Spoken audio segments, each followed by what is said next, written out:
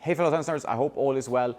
Please check out tennisnerd.net for more tennis and check out our app, the Unstrung Nerds app, in the App Store and the Google Play Store. You can also use it on your computer. 7-day free trial. You can learn more about tennis. There will also be rackets, stringing, customizing, and more in the app, so please check it out. Grigor Dimitrov, he's again with a blacked out frame. For a while he played with the beautiful rust golden brown colored Pro Staff. Some of you don't love it, some of you do.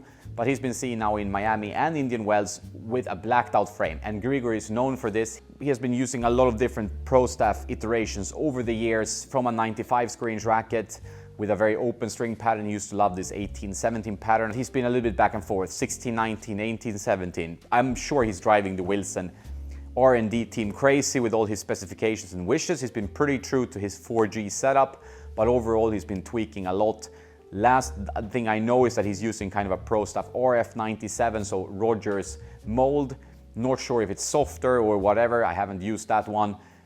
We have one of his older rackets here. I can give you a spec check of that. So he hasn't changed the specs that much, I feel, but he's been trying different rackets, and it's not a sign of confidence when you keep changing rackets and strings and different things. It shows that you are trying to find something that might be in your game or might not be the racket. As you know, I talk a lot about rackets, but in essence, it's a tool. You want to be 100% comfortable with your racket, but there's no perfect racket. So there's not one racket that's going to do everything for you well. You just need to find your right compromise and probably just stick to that and develop your tennis game with that tool. And then if you feel like it's getting heavy when you're trying to change up, swing faster and so on, that could be the time where you have to do some changes. But overall, it's been a lot of changing from Dimitrov. Now again with the blacked out version, we will see what happens. I'll follow this story, we'll see if I can get some more info about his new blacked out frame. It's not obviously great for Wilson when they have the new cosmetic and they really want to sell rackets. This is how they do it. Obviously they paint the Pro Stocks frames, which is older frames, into the new design so that they sell rackets. But he's now gone back to some blacked out frame. Will that last? Will he find home? I think sometimes it's the mind and being strong mentally and playing the points correctly, decision making and not choking away important points and moments in a match. I think that is usually where he has his problems and not so much the racket. But the racket can be a symptom that there's something that he wants to fix in his game, which might not be easy or doable in this case.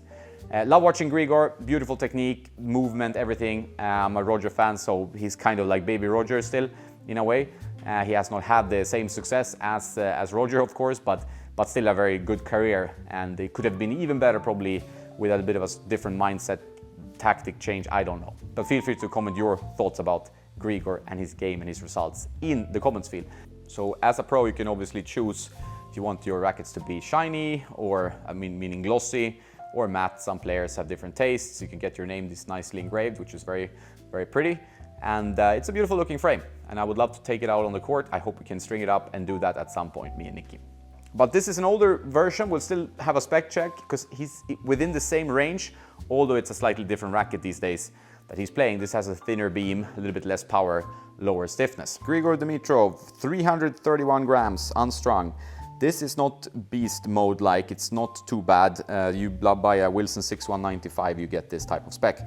You add strings, that's 20 more grams, 350 grams for a pro player with strings is nothing outrageous. Obviously in this case, it's just leather grip, so he adds 5 more grams around for the over grip as well, but that's about it.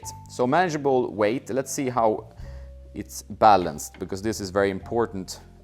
Obviously when you have a little bit lower weight as a pro, the balance is usually higher, but you also see younger players with more manageable balance, and you have guys like, you know, Dan Evans, who plays with a 360 gram racket but with very, very headlight balance, making the swing weight 330 strung, which is something I use myself.